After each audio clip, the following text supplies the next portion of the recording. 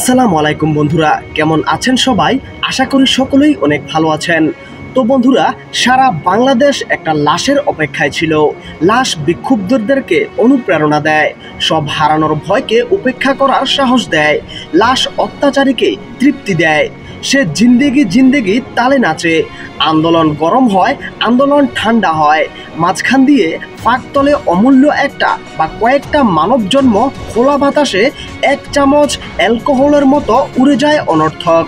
আমি এমন মাকে দেখেছি, ছাত্র রাজনীতির বলি নিজের সন্তানকে হারানোর 15-16 বছর পরও প্রতিদিন কাঁদেন।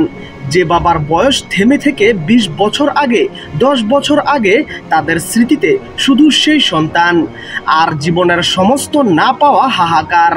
যখন ওই বাংলাদেশের রাস্তায়, বিশ্ববিদ্যালয়ে, কলেজে কোনো ছেলে নিহত হয়, সেই সব বাবা মাদেরকে মনে পড়ে।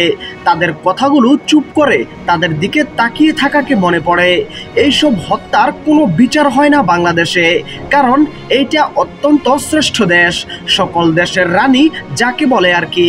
মরহুম আবু সাইদের বাবা মায়ের জন্য সমবেদনা। তারা আজকে উন্নত, গর্বিত মহান দেশ বাংলাদেশের মহান স্বাধীনতার মূল্য মর্মে মর্মে অনুভব করতেছে।